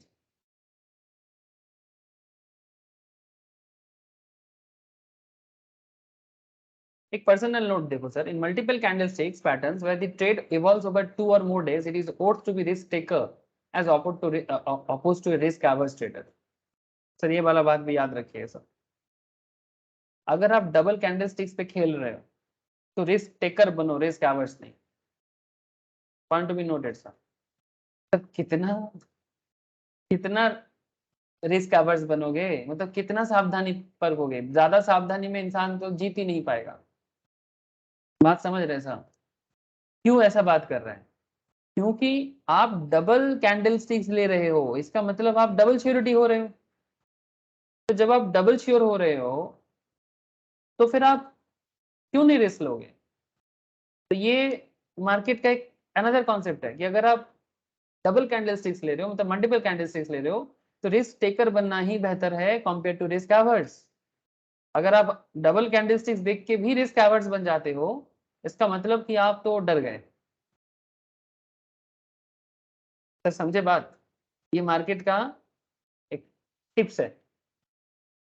जब आप मल्टीपल कैंडलस्टिक्स में खेलोगे तो आप रिस्क टेकर बनो, अच्छा है, क्योंकि आपने एक कैंडल नहीं, आपने दो दो कैंडल को देख के आया। जहां पर एक कैंडल देख के काम लिया जाता है उसमें आप थोड़ा रिस्क एवर्स बन सकते हो, लेकिन यहाँ पर दो दो कैंडल देख के भी रिस्क एवर्स, मतलब आपको ये डबल श्योरिटी देता है ना, तभी तो जाके आप ट्रेड लेते हो। तो ये मार्केट टिप्स है, अगर मार्केट में सक्सेसफुल बनना है एज ए ट्रेडर, अगर आप रिस्क टेकर हो डबल कैंडलस्टिक्स में तो ही ज्यादा अच्छा है, याद रखिएगा सर, ठीक है। लेकिन सिंगल कैंडलस्टिक्स में रिस्क एवर्स बनने से कोई बुराई नहीं है, बट डबल कैंडलस्टिक्स में ज्यादातर केस में यही देखा जाता है कि आप रिस्क टेकर बनो तो सक्सेसफुल रहो। अच्छा, अब आपको जो पॉइंट में मैं लेके जा रहा हूँ that is stop loss. Stop loss for the trade would be at least lowest low between P1 and P2, pattern 1 and pattern 2, मतलब डे 1 डे 2, इसमें जो लोएस्ट लो होगा वो आपका स्टॉप लॉस होना चाहिए। Needless to say, once the trade has been initiated, ये बात हमेशा याद रखिए, जब भी आप ट्रेड इनिशिएट करोगे you will have to wait until the target has been hit और stop loss has been breached। या तो आपका स्टॉप लॉस ब्रीच होके स्टॉप लॉस करके आपका लॉस बुक करेगा, या तो आपका टारगेट हिट करके आपको प्रॉफिट दिलवाएगा। तब तक वेट करो सर, एक बार ट्रेड सेटअप करने के बाद सेटअप को नष्ट मत करना। बहुत लोग क्या करता है ना, मार्केट में क्या करता है, एक बार ट्रेड लिया मानो, ठीक है, से फॉर एग्जांपल बजाज फिनसर्व में मैं अगर यहाँ पर दिखाता हूँ, ठीक है, आपने ट्रेड लिया, ठीक है, आपने ट्रेड सेटअप बनाया, आपने क्लिक कर दिया, अब उसके बाद उसको लग रहा है नहीं ये ट्रेड गलत जा सकता है, तो एक ऑपोजिट ट्रेड मार दिया, ठीक है। मतलब ना तो आप इधर कराओगे ना तो आप उधर कराओगे। मैं नेक्स्ट दिन आपको फ्यूचर प्राइसिंग सिखाऊंगा फ्यूचर मार्केट में, तो वहां पर मैं आप लोगों को बताऊंगा कि एट ए टाइम में आप फ्यूचर मार्केट और स्पॉट मार्केट में किस तरह से ट्रेड ले सकते हो सिंगल टाइम पे, ठीक है, और किस तरह से आप अपना पैसा को एक कंट्रोलिंग वे में मैनेज कर सकते हो। बहुत इंटरेस्टिंग क्लास रहने वाला है सर, सैटरडे का क्लास, ठीक है। मतलब सर दोनों टाइम में है? यस सर, आप at a time spot market में भी आ जाओ और at a time future market में भी आ जाओ, और आप दोनों मार्केट में किस तरह से अपना पैसा को कंट्रोलिंग वे में इन्वेस्ट कर ट्रेड कर सकते हो और आपका पैसा भी बर्बाद नहीं होगा। बहुत इंटरेस्टिंग खेल है, ठीक है सर। ठीक है।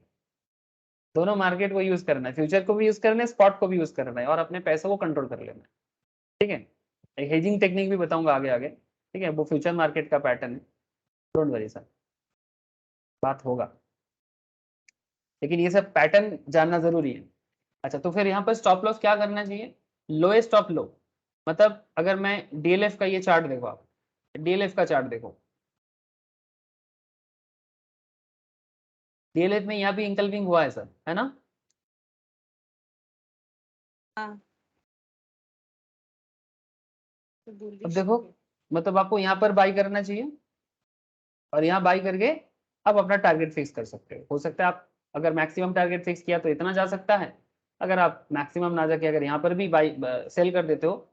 सर कई बार क्या होता है ना, टारगेट फिक्स किया ना, किसी को लगता नहीं और बढ़ेगा बोल के, कुछ नहीं होता। अगर आपने टारगेट फिक्स कर लिया, से फॉर एग्जांपल आपने यहाँ पर बाई किया, मानो ये है ना क्लोज प्राइस P1 का, P2 का क्लोज क्या है, P2 का क्लोज 169, ठीक है, से फॉर एग्जांपल 169 पे आपने बाई किया और आपको लग रहा है कि 180 में मैं सेल करूंगा, तो सेल कर देना सर 180 आते, वेट मत करना कि मेरा 190 जा सकता है बोल के, डोंट डू दैट।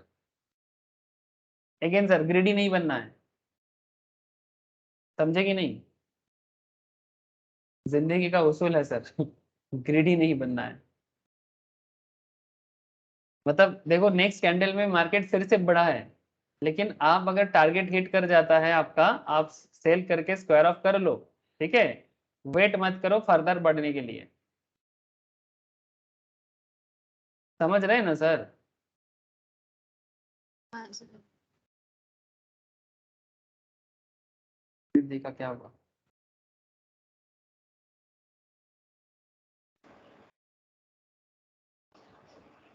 हेलो,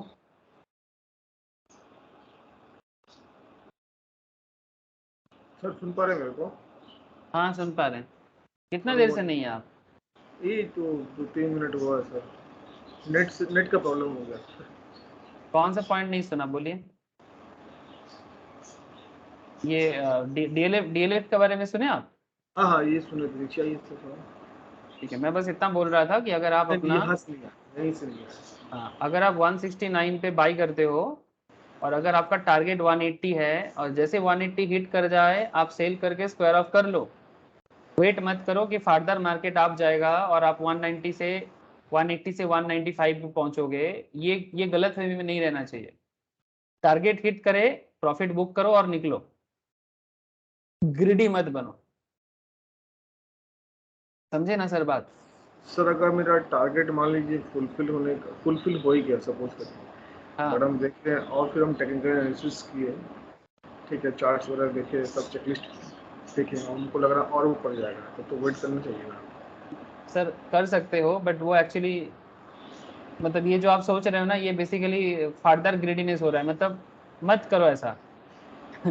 आप उसको क्लोज करके प्रॉफिट बुक करके न्यू ट्रेड के लिए सोचो। सर कितना परसेंट प्रॉफिट टारगेट रखना चाहिए स्टॉप सर लॉस? उसका कोई उसका कोई आज सच कोई रूल्स नहीं है सर, कि आप कितना परसेंटेज करोगे नहीं करोगे, वो डिपेंड करता है आप कैसा ट्रेडर, वो भी डिपेंड करता है।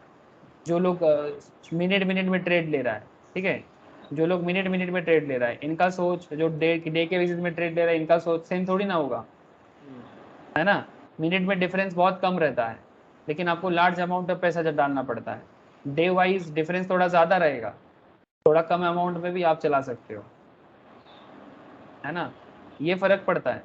तो ऐसा कोई मैटर नहीं है कि कितना परसेंटेज टारगेट फिक्स, टारगेट आप कैसे फिक्स करोगे वो मैं आपको आगे आगे बताऊंगा, ठीक है। टारगेट फिक्स करना भी एक कला है sir, that is also art, कि कहाँ तक मार्केट जा सकता है। उसके लिए आगे आगे हम लोग सर इंडिकेटर सीखेंगे ना, तो उससे हम टारगेट बना सकते हैं, ठीक है, जो हम लोग आगे आगे टेक्निकल पे चर्चा करेंगे। जैसे ही कैंडल्स खत्म होगा फिर मैं टारगेट फिक्स करना सिखाऊंगा आपको, ठीक है, कि कहाँ तक जाना एक रीजनेबल लगता है। कई बार आपका टारगेट छोड़ के भी आगे मार्केट चला जाता है। आपने सोचा था मार्केट में, मानो कि यहाँ पर किसी ने ट्रेड लिया था, टारगेट सोचा था यहाँ तक जाएगा, लेकिन मार्केट यहाँ पर जाके क्लोज हुआ। हाँ ठीक है, अगर सुमित जी को ऐसा लग रहा है कि सर हम यहाँ पर फिर से एनालिसिस किए और लगा कि मार्केट बढ़ेगा, तो क्या पकड़ के रख सकते हैं? हाँ सर रख सकते हो, बट फिर भी ये भी एक टेक्निकल का बेसिकली एक एजम्पशंस है कि अगर आपका टारगेट हिट हो जाए तो क्लोज करके निकल जाना ही बेहतर माना जाता है। समझे सर? 10% बहुत है। हाँ 10% बहुत है। हाँ सर वही बोल रहा हूँ कि अगर आपका टारगेट हिट हो जाता है और अगर आप अपने टारगेट में पहुंच जाते हो, तो फर्दर हो सकता है आपका एनालिसिस बन जाए, आपको फिर से लग रहा है मार्केट आगे बढ़ सकता है, बट आप अपने पॉइंट पे टिके रहो। प्रॉफिट हो गया निकल जाओ, स्टॉप लॉस ब्रिज कर गया छोड़ दो, और लॉस नहीं करवाना है, ठीक है, जितना हो गया उतना हो गया। जैसे यहाँ पर ये वाला ट्रेड में सेटअप देखो,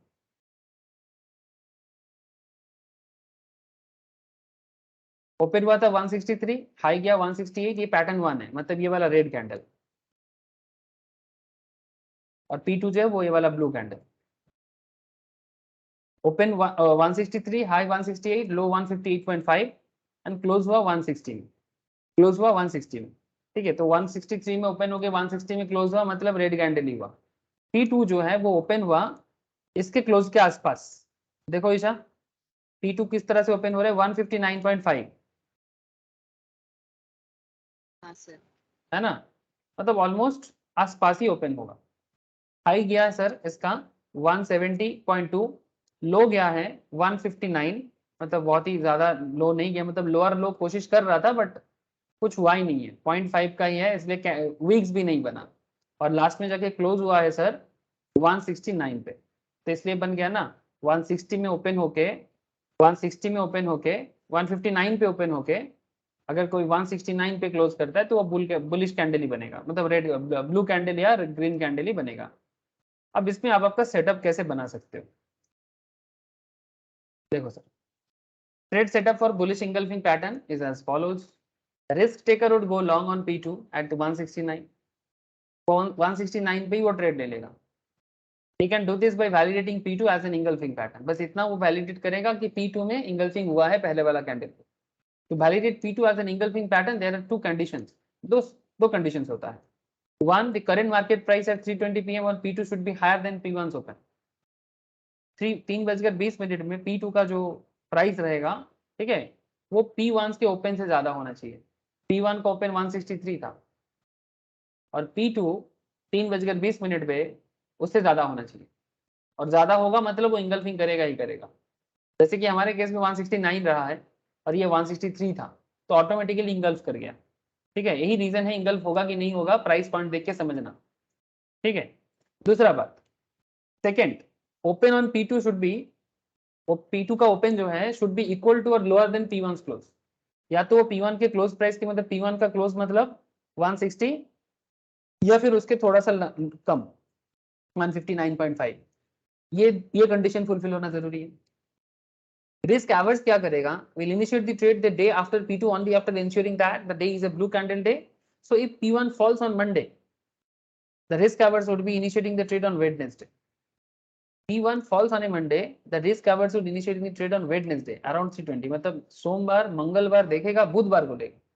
As I had mentioned earlier, while trading based on multiple candlesticks pattern, it may be worth initiating the trade on pattern completion day itself P2.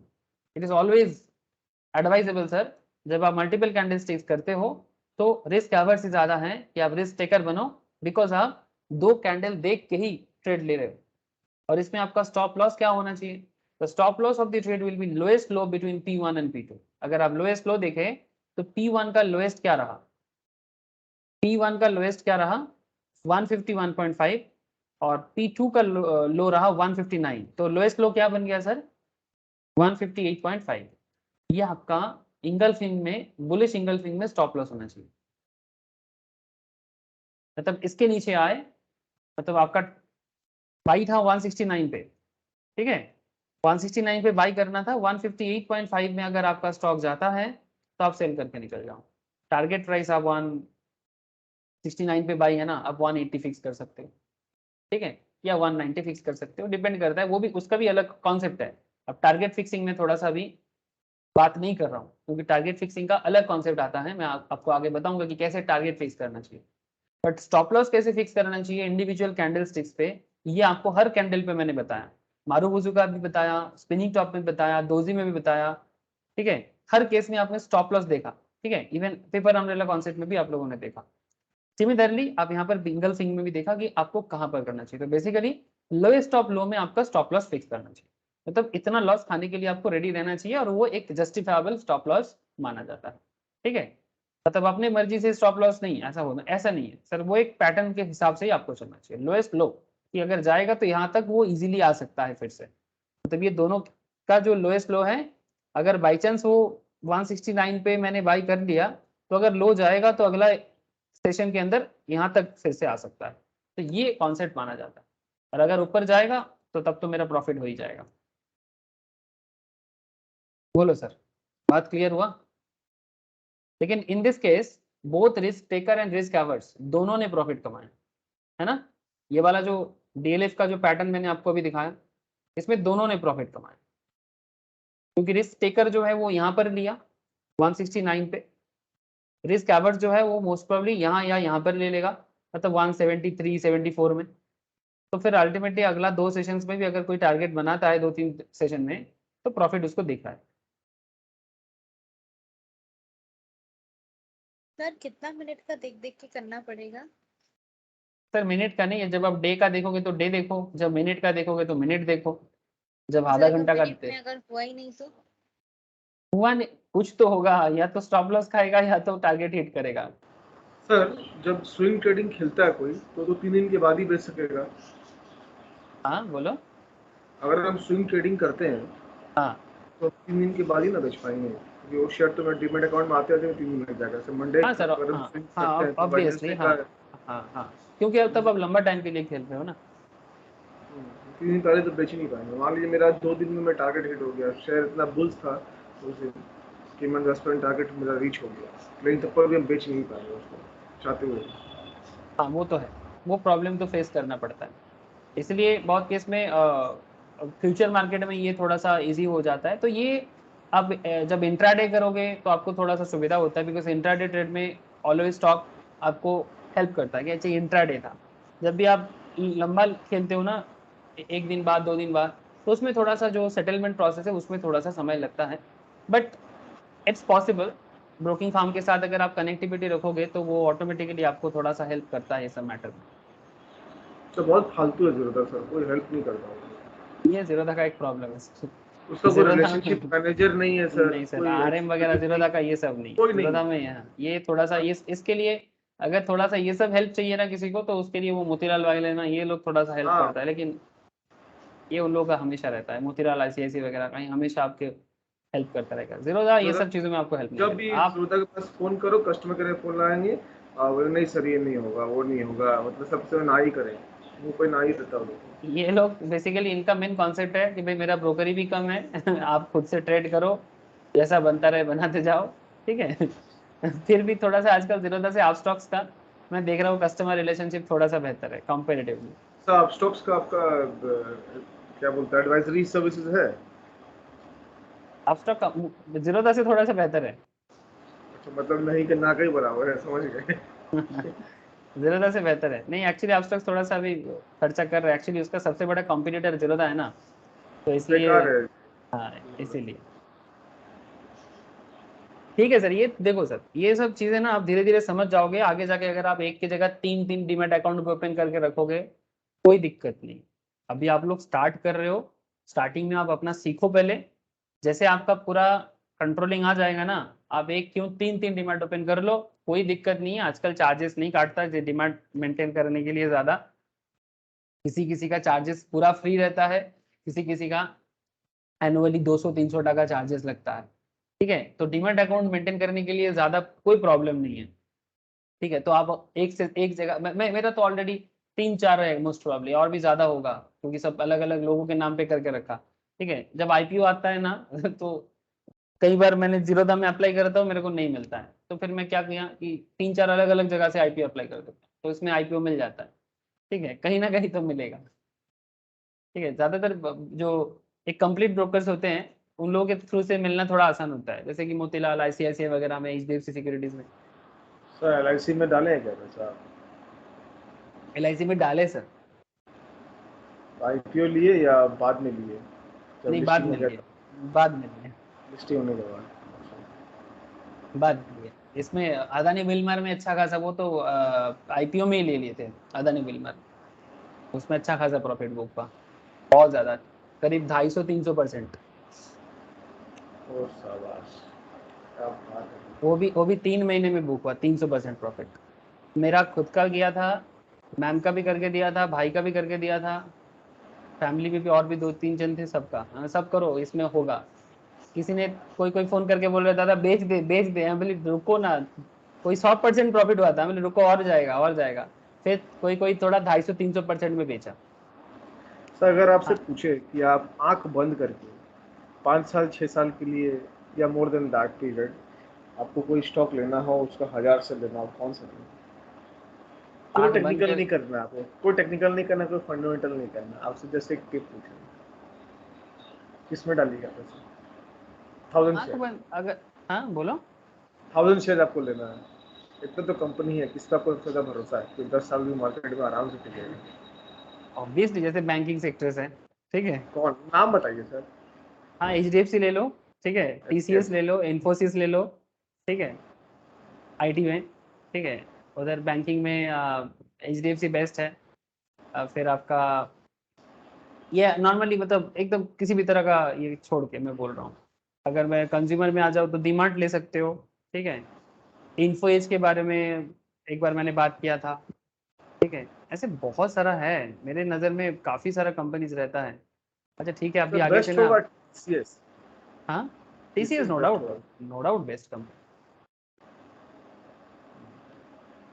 पकड़ के रख लो। लेकिन थोड़ा सा क्या है ना, ये लोग बहुत प्रीमियम वैल्यू पे चलता है। हाँ अच्छा बहुत। रिलायंस, हाँ रिलायंस के बारे में बोलना भूल गया, रिलायंस आंख बंद करके ले लो चुपचाप। ITC आंख हाँ बंद ITC तो करके ले बोली हुआ सर, वो तो कछुआ का चाल चलता है सर, रोज देखते हैं चलने, ITC का। हाँ 2 चलने दो, रुपया 2.5 रुपया नहीं बढ़ेगा, उसका औकात नहीं है उसका बढ़ने का सर। चलने दो कोई दिक्कत नहीं है, लेकिन आंख बंद करके ले लो सर।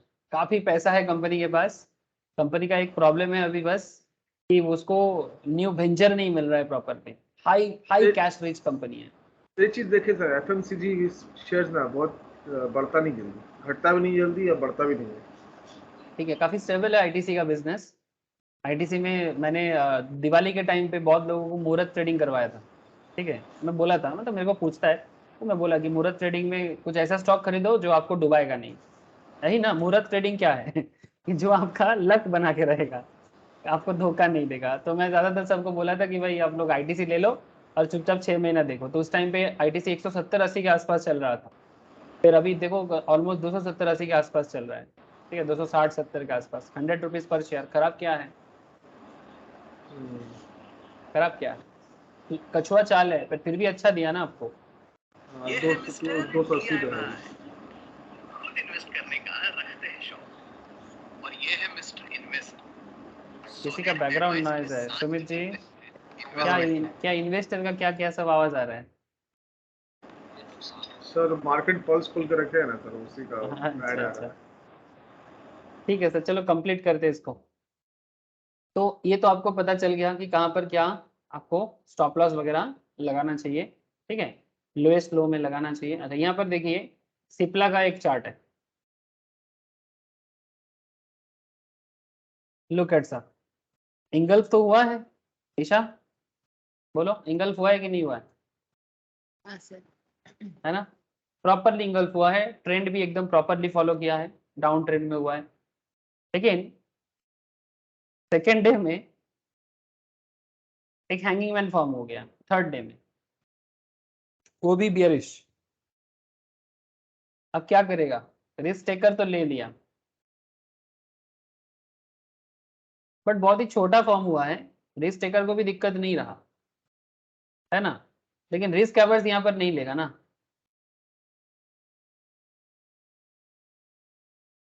रिस्क एवर्स नहीं लेगा यहाँ पर, वो छोड़ देगा। There is often lot of confusion on whether the candle should engulf just the real body। ये कॉन्सेप्ट है कि सिर्फ रियल बॉडी इंगल्फ होना चाहिए या होल कैंडल होना चाहिए, including the lower and upper shadow. In my personal experience, as long as the real bodies are engulfed, I would be happy to classify candle as bullish engulfing. ठीक है, real body आ जाए मतलब आप समझ सकते हो कि इंगल्फिंग हो गया है, ठीक है। लेकिन अगर किसी को लगता है कि नहीं शैडो समेत होना चाहिए, तो वो मतलब शैडो के लिए वेट करें। Candlesticks sticklers would object this, but what really matters is how well you hone your skills in trading with a particular candlesticks pattern। किसी पर्टिकुलर कैंडलस्टिक्स पैटर्न में आप अपना कितना हुनर बना रहे हो, ये बहुत इंपॉर्टेंट है, ठीक है, बाकी दुनिया कुछ भी बोले। So going by that thought, I would be happy to classify the following pattern as a bullish engulfing pattern। ये देखिए सर, अब इसको भी bullish engulfing बोल सकते हो, भले ही इसका रियल बॉडी इंगल्फ हुआ है बट इसका शैडो इंगल्फ नहीं हुआ है, लेकिन आप इसे भी इंगल्फिंग बोल सकते हो। समझ रहे सर? इसको लेके थोड़ा मार्केट में कंफ्यूजन मिलेगा, कोई बोलेगा नहीं इंगल्फिंग नहीं है, कोई बोलेगा कि ये इंगल्फिंग है। लेकिन अगर आप इसे इंगल्फिंग बोलते हो तो कुछ गलत नहीं बोलते सर, क्योंकि इसका बॉडी तो P2 के अंदर ही है ना। हाँ, बॉडी P2 के अंदर ही है, लेकिन शैडो काफी बाहर। तो फिर क्या इसको इंगल्फिंग बोला जाएगा कि नहीं बोला जाएगा, ये हाँ। सब्जेक्ट टू मार्केट झगड़ा, ठीक है। इसको लेके मार्केट में थोड़ा इसको लेके मार्केट में थोड़ा बहुत झगड़ा है। लेकिन सर बाकी मैं क्या बोला, इंडिविजुअल ट्रेडिंग स्किल्स, अगर आप ऐसे सेटअप में भी अपना ट्रेड सेटअप ढूंढ पाते हो तो क्या दिक्कत है? कोई दिक्कत नहीं, इंगल्फ तो हुआ है, ठीक है, इंगल्फ तो हुआ है, बाकी अपना अपना, ठीक है। तो ये सर, नहीं इंगल्फिंग, हाँ सर, बोलो ये सर। मेरे ख्याल से सर ये इंगल्फिंग नहीं मानेंगे सर, क्योंकि एक रूल है कि जो सेकंड कैंडल है वो फर्स्ट कैंडल का एटलीस्ट डबल होगा। यहाँ पे देखिए रेशियो कुछ ज़्यादा ही है, 1:3 का रेशियो दिख रहा है रियल बॉडी। मतलब तो आपका इसको मानना है हैमर, कि ये हैमर मान सकते हैं सर, तो नहीं सिंगल नहीं कैंडल हैमर, कैंडल ना ना पकड़ेंगे। हैमर तो ये है ही, हैमर तो ये है, ये अगर आप सिंगल कैंडलस्टिक से देखो तो हैमर तो ये है ही, ठीक है। तो जिसको देखो सर, मैं यहाँ पर दोनों को लेके बात कर रहा हूँ। अगर आप सिंगल में बात करोगे तब तो ये हैमर है, नो डाउट हैमर है, ठीक है, और वो भी डाउन ट्रेंड में हुआ है। तो उसके बाद हैमर के बाद देखो ना मार्केट आप ही गया है ना। तो वो तो सिंगल पॉइंट ऑफ व्यू है, सिंगल पॉइंट ऑफ व्यू में आप सही हो सुमित से। बट अगर मैं मल्टीपल कैंडल का पॉइंट ऑफ व्यू, मतलब इसमें आप सिर्फ हैमर को नहीं देख रहे हो, आप हैमर के साथ मतलब आप ये वाला एक कैंडल है आपके लिए, भले ही वो हैमर है या कुछ भी है, लेकिन बगल वाला जो कैंडल है वो बुलिश कैंडल है, और जो पहले वाला कैंडल को मतलब पैटर्न 1 को इंगल्फ कर रहा है, बॉडी को इंगल्फ कर रहा है, भले शैडो इंगल्फ नहीं हो रहा है। हाँ, अगर आप मुझे पूछो कि सर इसको इंगल्फिंग बोलेंगे कि नहीं, मैं बोलूंगा इंगल्फ है, बट अगर आप मुझे पूछोगे कि सर क्या आप ऐसे कैंडल पे ट्रेड लेने के लिए सोचोगे, मैं बोलूंगा नहीं, इंगल्फिंग के पॉइंट ऑफ व्यू से नहीं। इंगल्फिंग है बट ट्रेड लेने के लिए कॉन्फिडेंस नहीं आ रहा है। उससे अच्छा कि आप हैमर के कारण ट्रेड लोगे, वो अच्छा ठीक है कि हैमर फॉर्म हुआ है, ट्रेड लेते हैं, बुलिश जाएगा जैसा हुआ है, लेकिन वो सिंगल बात हो गया, मतलब कॉन्फिडेंस उतना नहीं देगा। बट इंगल्फिंग कहने में गलत नहीं है, कहने का मतलब ये। समझ गए सर। इसका पहले वाला कैंडल जाइए, इसका ऊपर वाला जो है चार्ट है, इसी में इसका ऊपर वाला जस्ट एक था, ऊपर स्क्रॉल कीजिए ऊपर। हाँ बस यही पर सर। बोलो। सर यहाँ पे जो सर्कल किया हुआ है, हाँ। उसके बाद वाला जो कैंडल है रेड में जो बना है, एक बेरिश कैंडल है, ये आपने कहा कि सर ये हैंगिंग मैन है, राइट? नहीं है, सॉरी, हाँ हैंगिंग मैन नहीं, हैमर हैमर हैमर है। हैमर नहीं है, हैमर कभी ऐसे पोजीशन पे फॉर्म नहीं हो सकता, हैमर नीचे फॉर्म होगा। हाँ सॉरी, ये हाँ, तो सर ये तो साइडवेज से बन रहा है सर, बट हैंगिंग मैन तो सर अपटर्न में बनता है, इसको हैंगिंग मैन ले नहीं सकते हम लोग। हाँ मतलब आप, हाँ आप प्रॉपर वे में इसको हैंगिंग मैन मान नहीं सकते। यस, नहीं मान लेकिन सकते। देखो सर, अब ये डिपेंड करता है। अगर आप ये जो अगला 3-4 मोड है, इसको अगर आप एक अप ट्रेंड मानोगे तो ये हैंगिंग मैन, लेकिन अगर एक लंबा समय के लिए आप मानोगे तब ये तो साइडवेज मार्केट में रहा है। साइडवेज तो में ये, है। हाँ ये साइडवेज नहीं है। अगर आप एक प्रॉपर ट्रेंड के हिसाब से जाओगे साइडवेज से, तो यहाँ पर ये जो हैंगिंग मैन है, ये हैंगिंग मैन का कोई प्रॉपर यूटिलाइजेशन नहीं है, कोई प्रॉपर यूटिलाइजेशन नहीं। नॉर्मली हैंगिंग मैन होने के बाद क्या होता है, आप ट्रेंड में हैंगिंग मैन बनेगा तो उसके बाद मार्केट गिरेगा, डाउन जाएगा। तो वो आप यहाँ पर देखो, ऐसा हुआ भी नहीं है, इसलिए ऐसा कुछ हुआ भी नहीं। सर ये वाला कैंडल थोड़ा सा सर ऊपर जाइए, जिसका विंग्स बहुत बड़ा है, कौन सा, सर्कल ये के वाला? लेफ्ट। ये वाला? सर हाँ, तो उसके इसका? बगल में छोटा है। ये वाला? हाँ, और सर उसके उसके बगल में जो छोटा वाला है, ये भी ये तो वाला? बोल सकते हैं ना। हाँ, लेकिन सर ये बुलिश इंगल्फिंग कैसे होगा?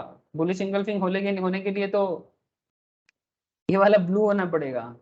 हाँ मतलब सर बियरिश हो सकता है ना। बेयरिश नहीं होगा, क्योंकि बेयरिश होने के लिए ट्रेंड अप होना चाहिए, आप ट्रेंड में फॉर्म होगा तो बेयरिश होगा।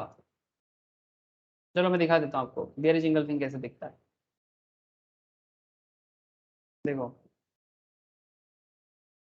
बेयरिश इंगल्फिंग का पहला कैरेक्टर है कि पहला बार तो वो बुलिश ट्रेंड को खत्म करेगा, मतलब राम जीत रहा था, अब रावण का थोड़ा सा पल्ला भारी होगा, ठीक है। राम जी का चल रहा था सर, लेकिन रावण तो बहुत बड़ा योद्धा थे, उसका भी कभी कभी पल्ला भारी हो सकता है। तो ये पॉइंट में आके राम जी को थोड़ा सा चैलेंज दे देगा। ये देखो सर, पहले ब्लू कैंडल है, फिर रेड कैंडल है, लेकिन ये देखो यहाँ पर देखो, ये बेरिश है, इसीलिए पहला कैंडल ब्लू रहेगा। जस्ट ऑपोजिट है जो नॉर्मल में आप लोगों ने देखा, पहला कैंडल ब्लू होगा, सेकेंड कैंडल बेरिश होगा, तब जाके। और ये ट्रेंड में देखो, ट्रेंड देखो, प्रायर ट्रेंड जो है वो बुलिश था, उसके बाद जैसे इंगल्फिंग फॉर्म होगा, लगातार 2 कैंडल, जिसमें एक पहले वाला को सेकंड वाला इंगल्फ करेगा, उसके बाद मार्केट डाउन जाएगा, जैसे कि यहाँ पर भी हुआ। मतलब कहाँ फॉर्म हो रहा है ये बहुत जरूरी है सर। ऐसे तो कैंडल फॉर्म, लाखों हजारों कैंडल फॉर्म होते रहता है, हर एक कैंडल का मतलब थोड़ी ना होता है किस पॉइंट पे हो रहा है, किस सिचुएशंस पे हो रहा है, ये बहुत मायने रखता है। समझ पा रहे सर? हेलो? हाँ सर। किस सिचुएशंस में हो रहा है ये बहुत मायने रखता है, मतलब सिर्फ देखने में होने से ही नहीं चलता, कहाँ हो रहा है इंपॉर्टेंट। तो मैंने आपको बुलिशनेस तो बता दिया, बियरिशनेस का मैं दिखा दिया। घर पे आपका होमवर्क क्या रहेगा जानते हो? बियरिशनेस को फाइंड आउट करना और बियरिशनेस का स्टॉप लॉस को एक बार गो थ्रू करना, कि ट्रेड सेटअप क्या होना चाहिए, और बियरिशनेस देखने पे क्या करना है, शॉर्ट सेल करना है सर। बियरिशनेस में शॉर्ट सेल करना है, ठीक है। तो कैसे आप बियरिशनेस पे शॉर्ट सेल करोगे और उसका ट्रेड सेटअप क्या होना चाहिए बियरिश इंगल्फिंग में, वो थोड़ा सा एक बार आप लोग गो थ्रू कीजिए, ठीक है। फिर नेक्स्ट दिन मैं आपको दोजी के बारे में बताऊंगा कि इंगल्फिंग के साथ जब दोजी दिख जाए तो क्या करना है, ठीक है, उसमें ट्रेड सेटअप कैसे लेना है। बहुत इंटरेस्टिंग है सर, दोजी आप लोगों ने ऐसे ही पहले भी पढ़ चुका, ठीक है, लेकिन जब इंगल्फिंग के साथ दोजी नजर आ जाए तो उसको क्या करना है, ये एक वाइटल पॉइंट है। बहुत ही इंटरेस्टिंग चीजें हैं सर, अगर अच्छे से समझ में आ जाए ना कौन किसको रोकता है। ठीक है सर, आज इतना ही रखता हूँ, कल मिलते हैं। सब ठीक है ऑप्शंस सर। में ऑप्शंस खेलते हैं सर आप? हाँ सर हाँ ऑप्शंस करते हैं ना, खेलते हैं? हाँ करते हैं ना सर। ठीक है सर, कुछ दिन बाद हम भी ऑप्शन खेलेंगे तो आपको तो बता देंगे कैसे खेलना है। हाँ हाँ जरूर जरूर सर बताऊँ, पहले ऑप्शन सिखाने दो फिर क्या करना। बोलो। सर जैसे बोल रहे कि अगर हम एक बार में 4-5 शेयर खरीद लेते हैं अलग अलग कंपनी का, ठीक है, तो अगर हम उसको जैसे समझ लीजिए एक कंपनी का हम शेयर अगर उसको बेच रहे हैं तो मेरा ब्रोकरेज चार्जेस कटेगा, तो एक ही बार वो कटेगा कि बार बार हर एक शेयर के संग कटेगा? जब जब बाई करोगे तब तब ब्रोकर ही है, जब जब सेल करोगे तब तब ब्रोकर ही है। नहीं सर, मेरा ये बोलना है कि जैसे समझ लीजिए 4 शेयर हम एक 4 कंपनी का अलग अलग शेयर हम खरीद लिए एक बार में, ठीक है, और अगर बाई चांस हम 4 में से जो 3rd नंबर जो शेयर है उसको हम बेचना चाह रहे हैं और उसको अगर हम सेल कर रहे हैं तो उसमें तो ब्रोकरेज चार्जेस कटेगा, तो क्या हाँ और कटेगा। 3 रहेगा उस सब में भी एक एक बार करके कटेगा कि एक ही बार? नहीं नहीं, जो जो तुम सेल करोगे उसका काटेगा, जो रख दोगे उसका नहीं काटेगा। हाँ तो सर उसको जब सेल करेंगे फिर कटेगा? हाँ तब कटेगा, ट्रांजैक्शंस पे लेता है इन लोगों का ब्रोकर। अच्छा अच्छा सर, आप थोड़ा समझाऊंगा, को बता दीजिए ना कि ब्रोकर ही भी समझा दूंगा दोनों। हाँ ठीक है सर। ठीक है, वो डीमेट का ना, ठीक है, इस हाँ वीक के अंदर तुम्हें डीमेट का लिंक शेयर करके मैं तुम्हारा डीमेट देखता हूँ किस पे थोड़ा सा अच्छा चल रहा है, मैं थोड़ा पूछ लेता हूँ जो लोग ठीक है। हैं कि भाई कौन क्या अच्छा दे रहा है नहीं दे रहा है, ठीक है, फिर मैं इसमें आपको बता अकाउंट देता है, हूँ। इसमें अकाउंट खुलाएं आप? बहुत जगह में कर सकते हैं, जीरोधा है, आप स्टॉक्स भी है, मोतीलाल नहीं भी नहीं, है। ये ईशा किस में खिलवाएं आप? ईशा ज़ीरोधा को में? अभी खुला ही नहीं अभी है अभी खोले तक। नहीं है आप? ईशा खुलेगा तो मेरे को पूछा है नहीं, सर ज़ीरोधा किसमें में तो करना मत चाहिए। ज़ीरोधा में तो मत कीजिए। नहीं नहीं 200 रुपया ऐसा बात लेगा लेकिन कोई सर्विस नहीं देगा। नहीं। 2000 ठीक ले है, लो लेकिन सर्विस तो दो। कोई बात नहीं, मैं देख लेता हूँ कि किस में अच्छा रहेगा, उसी में खोला देता हूँ उसको। ठीक है। ठीक है सर। ठीक है सर, वैसे ठीक है चलो।